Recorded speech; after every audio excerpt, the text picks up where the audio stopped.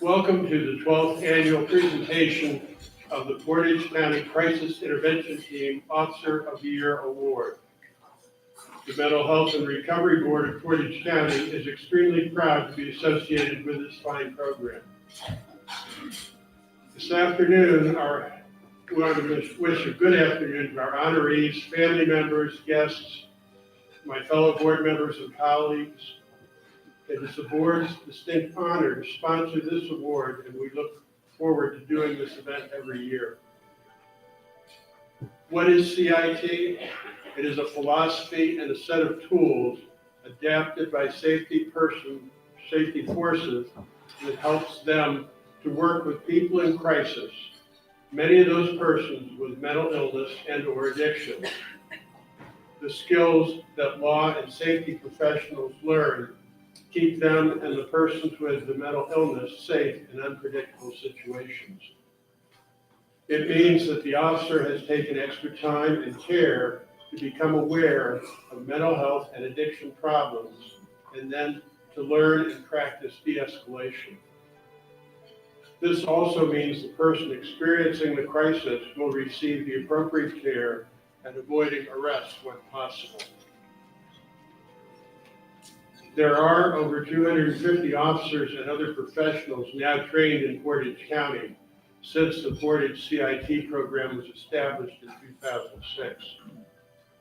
Today, we are honoring the work being done under the auspices of the National CIT program, which is overseen by the National Alliance on Mental Illness. Here in Portage County, the board partners with Sheriff David Doak and the Portage County Sheriff's Office to coordinate the training every year. This year, the Portage County Police Chiefs Association reviewed the nominations and selected 3 officers to be recognized. I would like to invite Sheriff Doak to come up to the podium and make a few remarks.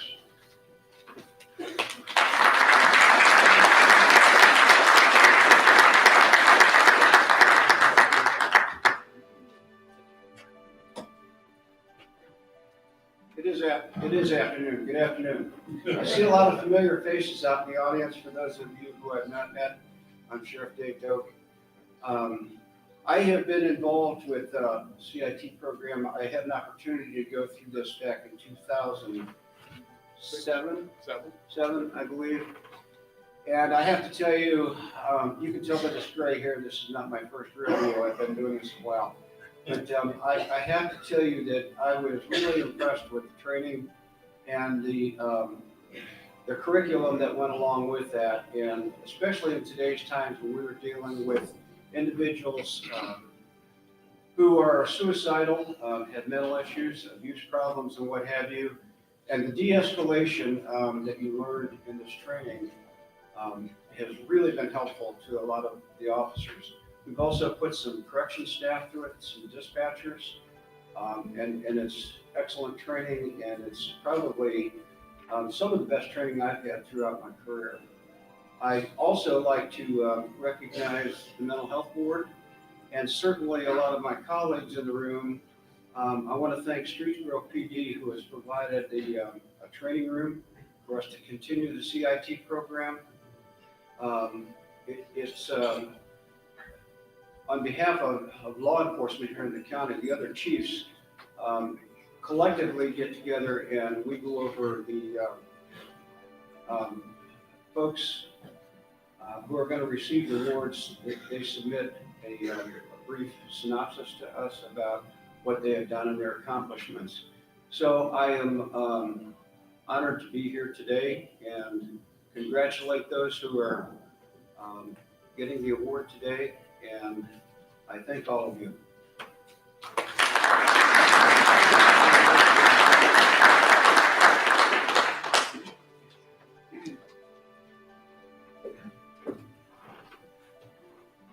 Thank you, Sheriff.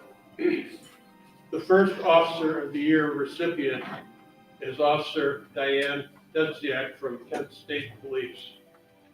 I welcome Captain Chris Jenkins to come up here and tell us why she was nominated.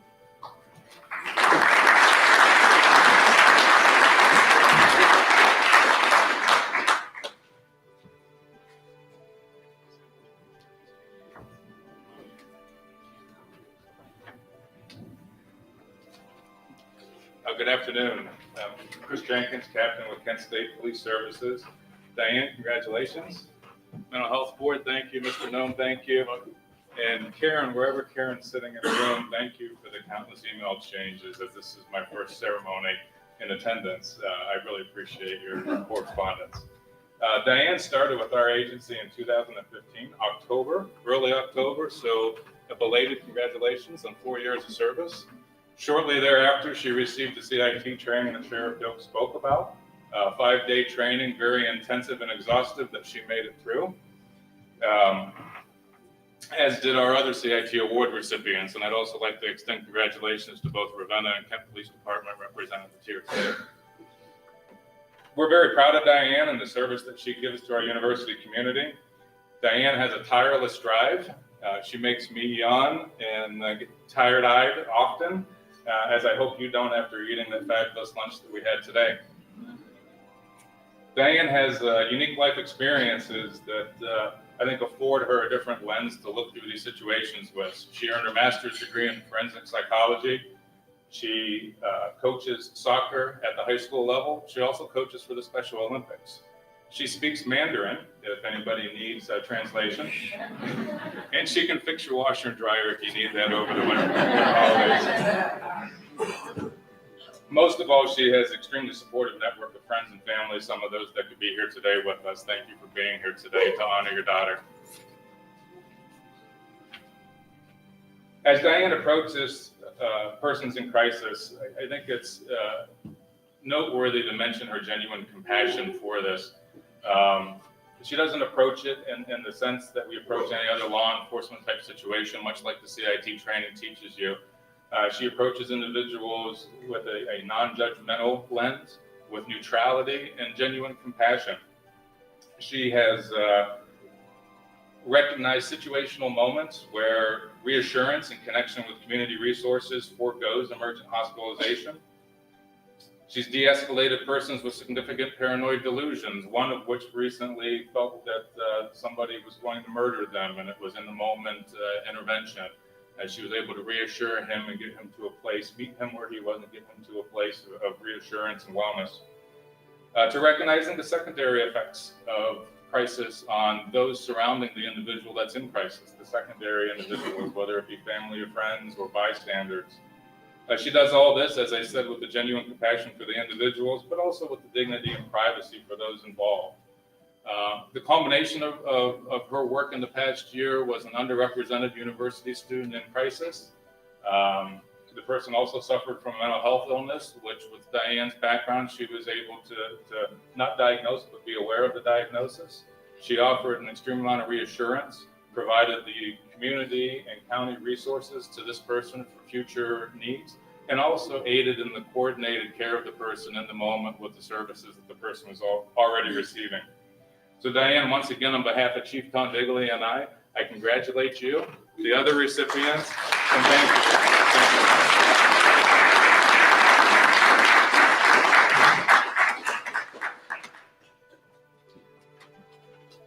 Officer Dudziak, the Mental Health and Recovery Board of Portage County thanks you for your dedicated service and your commitment to the principles and values of crisis intervention team.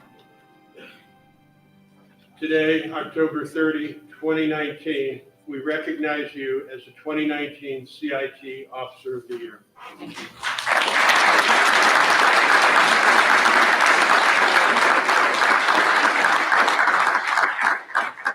So you have your award, and then you have the proclamation from Senator Eklund. Thank you. Thank you. If I don't have to, Oh, okay. just thank you. Just thank you. You're good. Thank you. Thank you. Okay. Sure. The next Officer of the Year recipient is Officer Scott Krieger from Ravenna Police.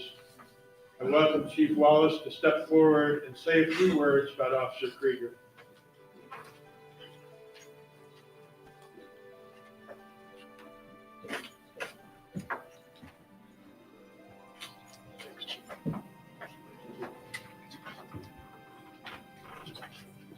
You know, I can never remember if I'm supposed to envision you guys in your underwear or I'm supposed to be in my underwear. Good Good afternoon. My name is Jeff Wallace, and I'm the police chief of the Ravenna Police Department. And I'd like to say a few words today. The role of law enforcement has changed greatly over the recent years, especially in the way we deal with people who struggle with mental illness and are in crisis. Police officers are equipped with what is called the warrior mindset. We are trained to deal with technical and tactical scenarios decisively, and we need that mindset because the job of a police officer is inherently dangerous. But because our role has changed over the years, we've had to expand our mindset and develop our interpersonal skills to learn how to be inclusive and to be better connected with the people in our community. Instead of always operating in the warrior mindset, we've begun to think holistically. The warrior mindset will always be there, but because we only need it 5 to 10% of the time, we often operate in what is called the guardian mindset. We see ourselves as guardians of the community instead of at war with it. Patrolman Scott Krieger is the embodiment of a guardian. Over the past year, Scott has gone above and beyond to help 2 people in our community who struggle with mental illness. To help these 2 people, Scott has spent hours personally reaching out to their caseworkers, representatives from Coleman, prosecutor's office, and judges in an attempt to resolve these issues better. As a result, one of the people Scott helped was finally able to get into an assisted living facility and is no longer a threat to himself. Also, the police department's negative contact with the other subject has been greatly reduced to Scott's direct involvement. The mission of the Ravenna Police Department is to make our community a safe place to live, work, and visit. The daily impact Scott has on our community is a testament to his character and his commitment to that mission. And it's an honor to be here today to see Scott receive this award. Congratulations, Scott.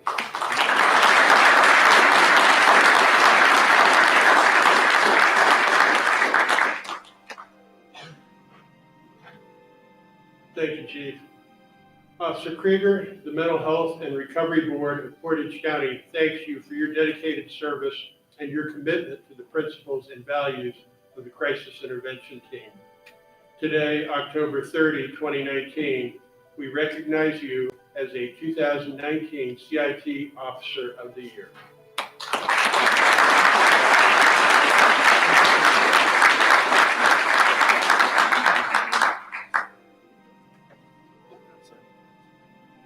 Thank you.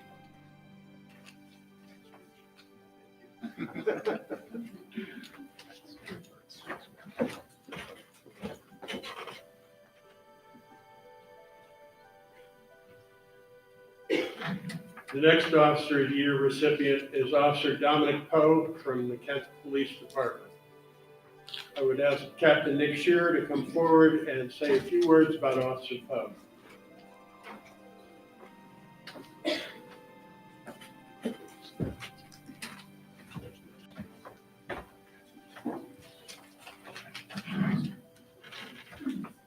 Good afternoon. I'm Captain Nick Shearer with the Kent Police Department. I serve as our Captain of Operations, where I oversee uniform patrol. As part of that, obviously that includes our Crisis Intervention Team officers. I'd like to introduce Officer Dominic Poe. He's been selected to be our Crisis Intervention Team Officer of the Year with the Kent Police Department for this year. Officer Poe started with our department in 2007. A year later, after he was hired in 2008, he completed his CIT training. He successfully managed a variety of CIT calls this year and throughout his career, and he's been recognized by our department CIT coordinator as the Officer of the Year. He exhibits a great deal of caring and compassion for those who are in crisis and that possess the potential to harm themselves and others. Officer Poe can recognize these behaviors, neutralize the triggers, de-escalate the behavior, and convince those in a crisis that they need to receive some additional assistance. He's learned to approach these types of calls with a calm demeanor that disarms anyone who may distrust law enforcement. In reviewing the CIT reports for this year, I've also taken note that his encounters encompass a wide variety of people in crisis of all different ages. Sometimes he has encountered people who have never been involved in any type of counseling before, and sometimes he's encountered people who have consistently been involved in counseling. Through this, he's shown a knack for dealing with these different types of situations and people effectively to achieve the same positive result. In addition to his presence on our crisis intervention team, Officer Poe has also been selected as one of 5 officers on our department to be part of the Portage County Critical Incident Stress Management Team. That's a team comprised of officers and dispatchers throughout the county who provide crisis intervention assistance to officers or other members of the law enforcement community as peer counselors when they encounter a crisis situation. He's had specialized training in that, and he himself was involved in a critical incident in 2015, so he knows and understands the needs of officers and other members of law enforcement who are dealing with situations like that. So in summary, Officer Poe is an invaluable member of our police department and clearly devoted to helping others in need. This is evident in his response to various CIT calls, as well as his dedication to law enforcement members within the Portage County community. For those reasons, I'm proud to nominate and support Officer Poe to be the 2019 Crisis Intervention Team Officer.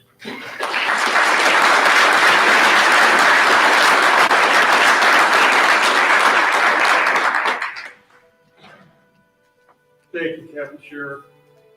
Officer Poe, the Mental Health and Recovery Board of Portage County thanks you for your dedicated service and your commitment to the principles and values of the Crisis Intervention Team.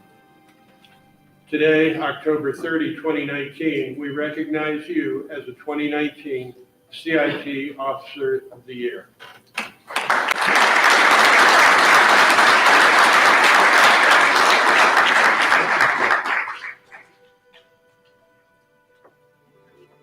You're welcome to raise the vote. Say a few words if you want, Officer. Okay. This concludes the awards portion of this program. Congratulations, Officers Dudziak, Krieger, and Poe for your support of the CIT program and the residents of Portage County. Thank you.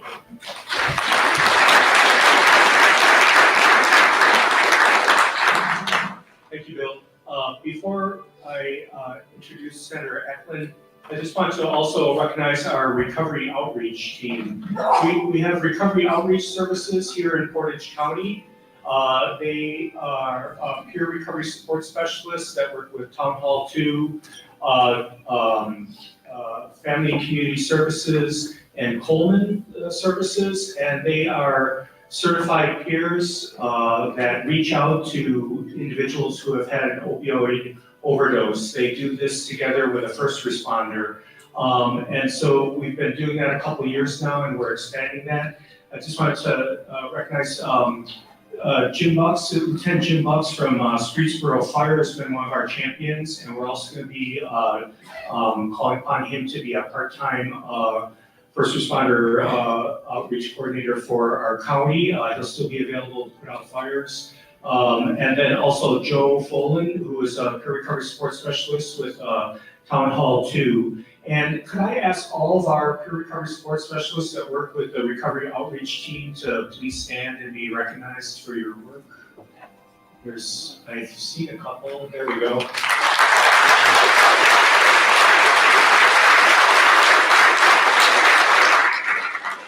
As I mentioned, they reach out to folks and try and engage them, and just the possibility of hope and of treatment, and work with them on whatever level they may be. So next, I want to introduce Senator John Eklund. He is currently serving his second term as state senator for the 18th district, which, as we all know, comprises portions of Geauga and Lake counties, as well as all of Portage County. Senator Eklund's long and noted legal career in Northeast has allowed him to cultivate a valued understanding of several key issues that the General Assembly oversees. He's currently the chair of the Senate's Judiciary Committee, which reviews legislation affecting criminal, civil, and commercial law. So please welcome Senator Eklund.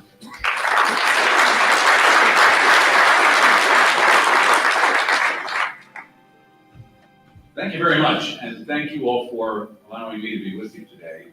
I'm a lawyer and a legislator.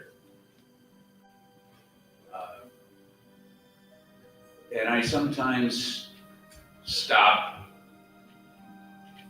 and think, well, that's an opportunity to really do some good. Presents lots of opportunities to be purposeful. around issues that affect us all. And then I come to something like this. And I quickly realize how some people must think what I do is completely purposeless compared to what all of you do every day without any ballyhoo to address things that I'm telling you 90% of the people in Ohio don't even want to think about. And thank God they don't have to think about it. But you do, and you put your hearts and your souls and your backs and your brains to work on such intractable issues. It is most humbling, and if nobody has told you recently, thank you for everything that you do. And if there's ever anything that I can do in my purposeless to be of help to you, I hope you'll continue to reach out to me as you have in the past. I've been asked to say a few words about a bill that is pending in the Ohio legislature now. It's called Senate Bill 3. And I am the principal sponsor of the bill. I don't know how many of you are familiar with it, but let me give you a little bit of background. Back a couple of years ago, there was an issue on the statewide ballot that would have put into the Ohio Constitution a wholesale change in the way drug crimes were classified and prosecuted. And there was much hoo-ha over that.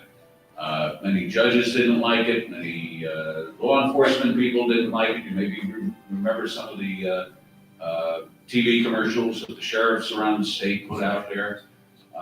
And there was a lot not to like about it.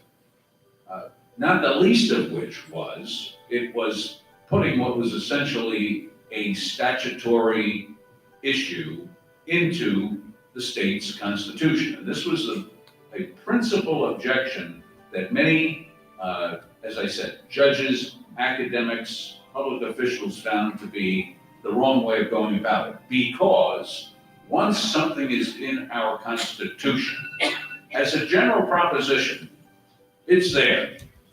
And if it needs to be tweaked, if it needs to be improved, if it needs to be changed to make it more efficacious, you gotta go through the whole process of going out there and getting 500,000 signatures on a petition to put it into, to put an issue on the ballot to change the Constitution. Very cumbersome, and in a world where especially things like drug addiction and drug abuse and the enforcement issues around it is moving at such lightning speed, you know, the idea of having to go back through that whole constitutional amendment process to make sure the provisions are working right was a nightmare. That ballot issue was defeated that year, and it did not become part of the Constitution. But there were those of us who thought that substantively there were a number of thoughtful ideas contained in that ballot issue, even though we might not have wanted them to go into the Constitution. And so around the state, there were prosecutors and some legislators who at first independently, but then eventually collectively, got together and decided, well, if there were some good ideas there, and we didn't like it being in the Constitution, why don't we come up with a law, statute, that can take some of the good that was contained in that proposition and put it into law where it belongs. And that was largely the genesis of Senate Bill 3. That started about a year and 3 months ago. And the bill was introduced this year, and it's still pending in the Senate, but coming very close, I think, to getting voted out of the Judiciary Committee and onto the floor of the Ohio Senate, where it will then go, hopefully, over to the Ohio House of Representatives. They will have their way with it and send it back to us, and we'll either agree on what should be in it or we won't. But it's a process, and it's a long process. And if you think legislating is easy, you know, you folks deal with many of these issues day in and day out, as I said, and you're probably at some time or another literally pulling out your hair at the magnitude of what it is that you're doing, right? And you might say to yourself, oh, what the HE double hockey sticks takes the legislature so long to pass a bill on an issue that's so preeminent, so immediate, and so harmful to our communities? Well, it's hard, and it was meant to be hard. And there are a lot of people who need to be heard from. Before I get into that, let me tell you generally what the bill proposes to do. And it's driven largely by the fact that I and other people think it should not be a crime in Ohio to be addicted to drugs.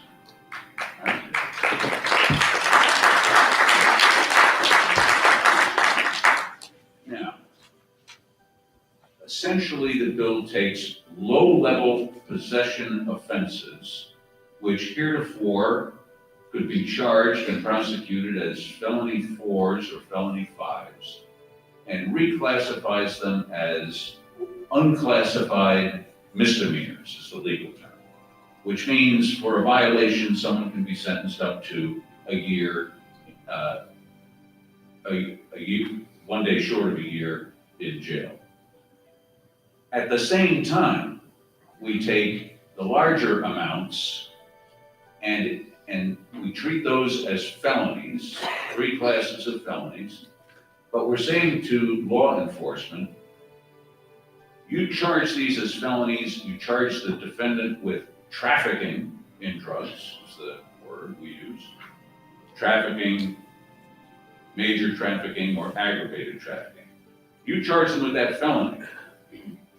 But under the current law enforcement, actually the prosecutors, have to prove, even with those large amounts of drugs in the possession of somebody, that that person either intends to distribute them, or is prepared to distribute them, or is prepared to ship them, or is shipping them, is doing something that looks like trafficking, okay?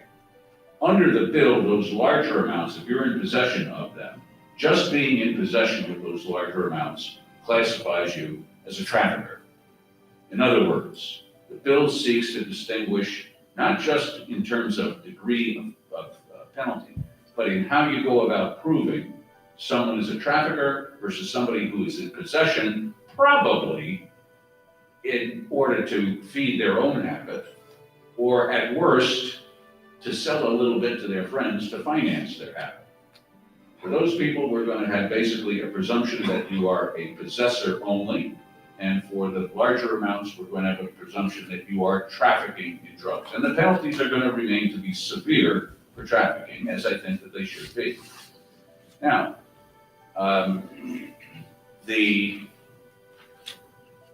important thing to remember is, and prosecutors are engaged in this conversation, and they make some very, very good points, and let's look at it. You know, prosecutors have to prosecute their cases, right? So we need to be mindful of their concerns. Law enforcement folks have to enforce the law, so we need to be sensitive to their concerns. Judges need to sit in judgment of these cases at some point in time, and so we need to be mindful of their concerns. Some have been concerned that, well,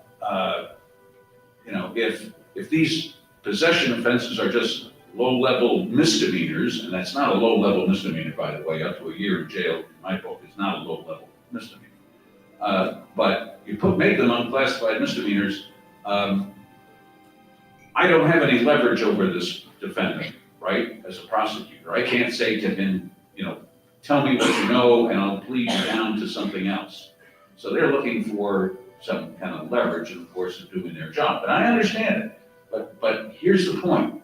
Even if, under the bill, someone is in possession of these low amounts of dangerous drugs, if the prosecution can allege that the person was preparing to distribute them, had packaged them for distribution, had transported them for distribution, all the things they have to prove today anyway, you can turn that misdemeanor into the felony that the prosecutors want it to be. Now, that's not going to happen all the time if I don't miss my guess, because as I said, I think most of these low-level possession situations are people who have drugs in their possession to feed their own habit, as opposed to maybe their spouse's habit, maybe their God, we've seen their children's habits, right? But we're trying to accommodate the concerns of the prosecutors, which are legitimate, by allowing them to take those low-level amounts and charge them as trafficking offenses if there's evidence to suggest that that's exactly what was going on with the drug. So I guess you'd call it a rebuttable presumption that these are just possession offenses. That's the main feature of the bill, and there's been a lot of conversation around that. There are some very important and thoughtful and smart people. The Chief Justice of the Ohio Supreme Court doesn't like calling these things unclassified misdemeanors. No? Okay. But that's the direction I think we need to go. And we need to go that way for this reason. Why? Okay, why? Last year, I sponsored a bill, Senate Bill 66, last General Assembly, which went a long way towards increasing opportunities for particularly drug offenders to take advantage of a program we have here in Ohio called intervention in lieu of conviction, where the judge, if certain criteria are met, can take this person and charge them with a crime, take a guilty plea, and then put them into a program. And if they successfully complete the program, they never enter the plea, so there's no conviction on the record. That's a great program. The bill also expanded the availability of record sealing for drug offenders in particular, more classes of offenders and more classes of drug offenders, which is another great thing, right? Sealing records so that people can go to an employer and respond legally under the law when they're asked, have you ever been, you ever had a felony? They can say no, which can sometimes be an entryway to a job and reintegration into society as a productive person. Well, that bill went into effect, and what we came to learn is, I didn't know this,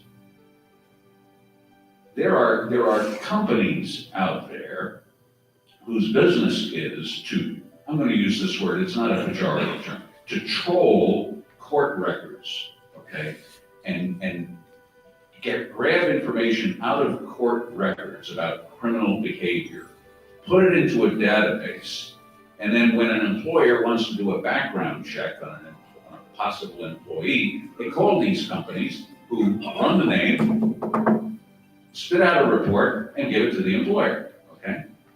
Now, when that report goes out, because they're generating this data, they're getting this data almost on a weekly basis.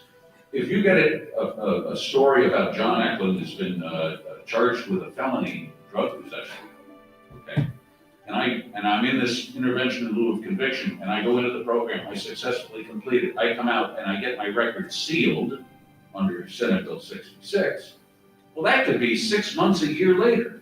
All that time, my name associated with a felony is in that database. And I hate to tell you, the state has some powers, but we don't have the power to tell private business people what to do with their property and what they shouldn't.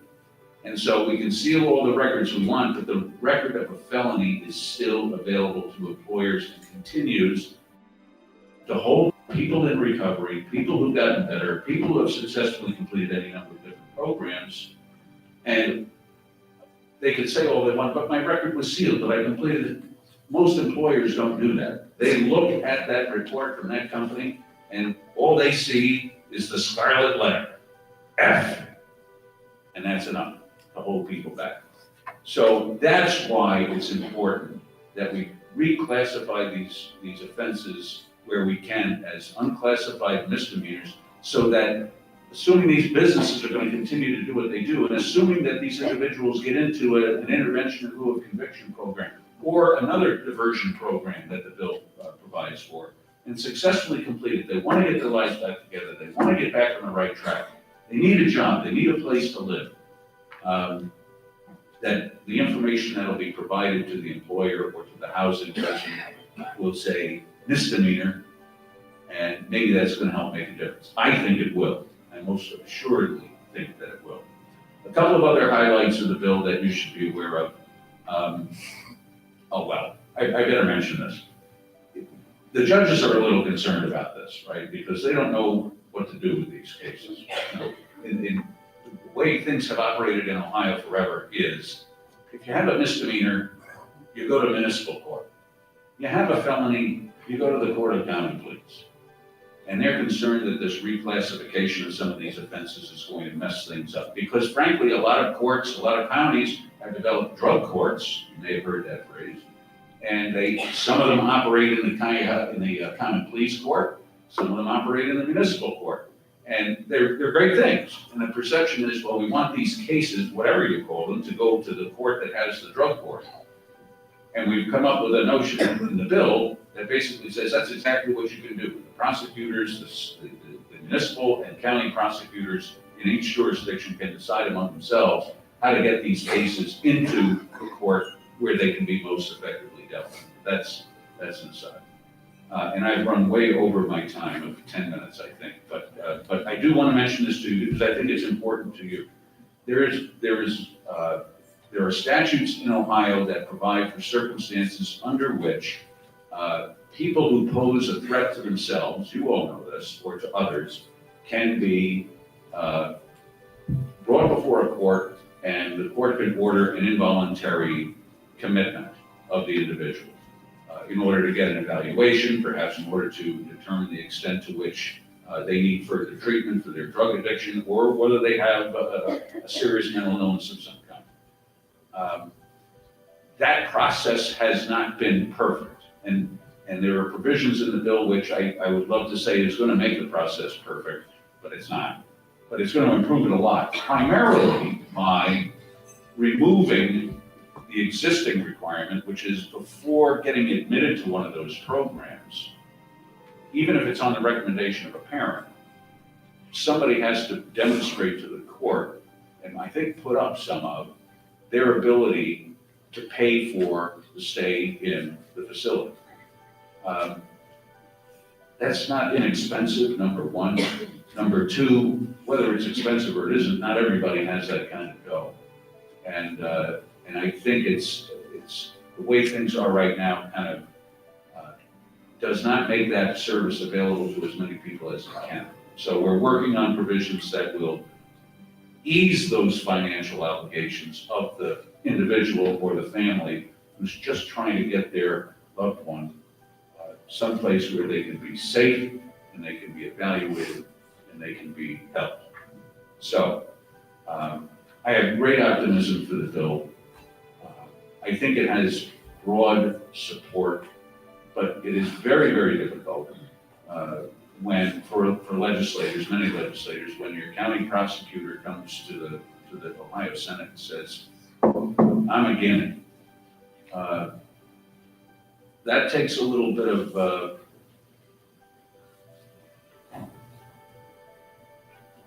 spine to address, right? And we're engaged with the prosecutors. We're not ignoring them. We're trying to make the bill better with their input. But you may hear prosecutors, you may hear any number of different people who think this is a crummy idea. And I don't think it is. I think there's a lot of people in Ohio, and I think there's a lot of people in the legislature who don't think it's a bad idea either. So that's what we're doing on that particular bill.